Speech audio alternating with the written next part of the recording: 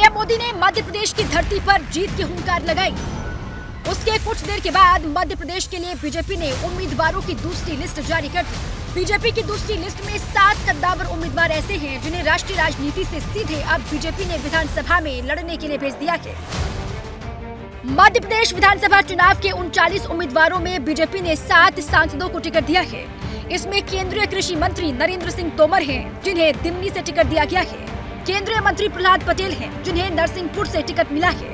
केंद्रीय मंत्री फग्गन सिंह कुलस्ते को निवास से उम्मीदवार बनाया गया है, जबकि जबलपुर के सांसद राकेश सिंह को जबलपुर पश्चिम से मैदान में उतारा गया है। सीधी की सांसद रीति पाठक को सीधी से उम्मीदवार बनाया गया है।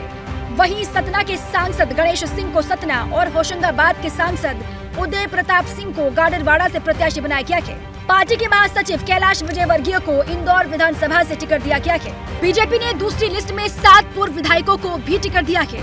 39 उम्मीदवारों में 6 महिला उम्मीदवारों के अलावा 14 SC/ST उम्मीदवार हैं। दूसरी सूची में सबसे ज्यादा ध्यान देने वाली बात यह है कि इसमें चारों ऐसे वरिष्ठ नेताओं को टिकट दिया गया है जो मुख्यमंत्री पद के दावेदार माने जा सकते हैं। हालांकि जिन दिग्गज नेताओं को टिकट मिला है उन्होंने खुशी जाहिर की है। पहली बार विधानसभा का चुनाव लड़ने का फैसला पार्टी ने किया है, वो भी मेरी जन्मभूमि और कर्मभूमि नरसिंहपुर से, इसलिए और अधिक आभार। खाली ये बताया था कि आपको कुछ काम दिया जाएगा, तुम ना नहीं करोगे, तुमको करना है। पर 1 नंबर का जब टिकट डिक्लेयर हुआ तो मुझे भी आश्चर्य हुआ, पर हम तो पार्टी के सिपाही हैं, पार्टी जो आदेश देगी वो करेंगे। मध्य प्रदेश के लिए अब तक बीजेपी 230 में से 78 सीटों के लिए उम्मीदवारों का ऐलान कर चुकी है। बाकी बची 152 सीटों पर भी चौंकाने वाले नाम आएंगे, ये साफ हो गया है। बीजेपी अपनी तीसरी लिस्ट में दूसरी सूची की तरह ही बड़े नेताओं को टिकट देकर चौंका सकती है। माना जा रहा है कि केंद्रीय नेतृत्व ने मध्य प्रदेश में गुटबाजी खत्म करने और हर क्षेत्र से बड़े चेहरों को चुनाव मैदान में उतारकर मास्टर स्ट्रोक खेला है, क्योंकि गुजरात के बाद सबसे ज्यादा समय तक बीजेपी शासित राज्य है। राज्य में आने वाली 29 लोकसभा सीटें बीजेपी के लिए अहम फैक्टर है। इस साल 5 राज्यों में चुनाव होने वाले हैं। इनमें सिर्फ MP में बीजेपी की सरकार है। MP में बीजेपी 90 के दशक से ही काफी मजबूत है। दिग्गज सांसदों को मैदान में उतारकर बीजेपी ने यह संदेश दिया है कि पार्टी के लिए सिर्फ एक चेहरा महत्व नहीं रखता, बल्कि चुनाव जीतना अहम है। ऐसे में फिर चाहे किसी को भी मैदान में उतारना क्यों न पड़े।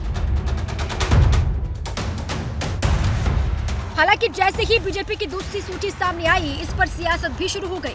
मध्य प्रदेश कांग्रेस अध्यक्ष कमलनाथ ने उम्मीदवारों को लेकर तंज कसा। उन्होंने लिखा, MP में हार स्वीकार कर चुकी भाजपा ने उम्मीद का आखिरी झूठा दाव चला है। 18.5 साल की भाजपाई सरकार और 15 साल से ज्यादा के शिवराजी विकास के दावों को नकारने वाली भाजपाई प्रत्याशियों की सूची, करोड़ों कार्यकर्ताओं की पार्टी का दावा करने वाली भाजपा की आंतरिक हार पर पक्की मोहर है।